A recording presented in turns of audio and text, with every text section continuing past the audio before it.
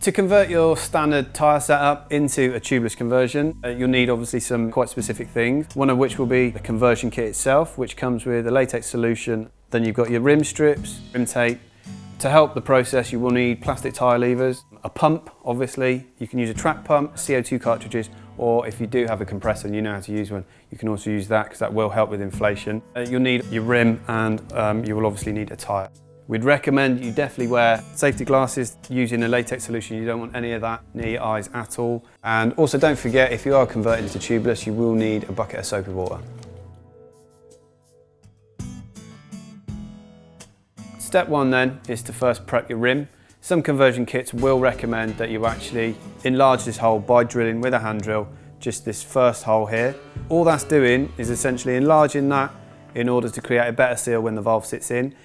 This particular instance we don't need to do it, and you will find sometimes you won't actually have to do it at all. Regardless if you have had to drill it or not, you will need to actually apply the rim tape provided in the tubeless conversion kit. Best thing to do is start off with going around just a couple of times, punching a hole for the valve. Okay, now we're good to move on to the next step. We need to fit the rim strip. To do this, first you need to dip it in some soapy water, which will help lubricate it and stretch it around the rim. Now we've got the rim tape on, we're going to do a dry run, minus the fluid, in order just to check that there is a sufficient seal between tyre and rim. If there isn't, and you are finding that you're struggling to seat the tyre on the rim and it to inflate correctly, it's best to go back to step 2 in order to add more tape. Okay, so we've managed to get the tyre inflated with no fluid in there. There is going to be some sort of slight leakages because there's no fluid in order to seal those gaps, but right now this has worked, so we know the seal's good, so now we can go back and actually put the fluid in.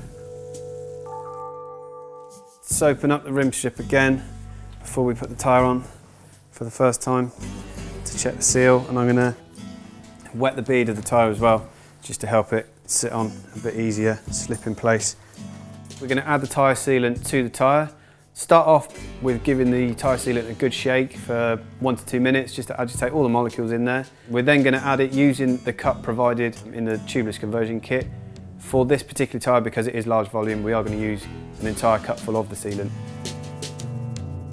Okay, so we've put our tyre sealant in the tyre and we've carefully reseated the tyre on the rim.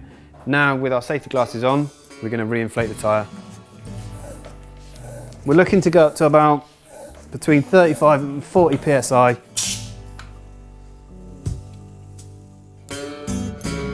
Right, that seems to be up and sealed. What we will need to do now though, just work the sealant around the tyre. The easiest way to do that is actually bounce the tyre off the floor, and as you do so, rotate it with each bounce, roughly moving it 3 to 4 inches. Okay, so that should have worked the sealant around the tyre for the best part anyway. What we do need to do just to help it settle is rest it on a surface suspended off the ground, just to try and let all the sealant work its way around. So we'll leave that side down initially for around about a minute, and then we'll flip it over and do the same on the other side again. Okay, so once you've rested the tyre for a couple of minutes either side, just to help spread the sealant around, best thing to do then, pick it up and just go around visually checking for any sealant bubbling through the sidewalls. If there is any, best thing to do is go back to the old drop and roll method where you're just banging it on the floor, trying to get that sealant into the holes and to fully seal it, and work your way back again from there. Let it settle again, and hopefully then it should be fully sealed and you're good to go.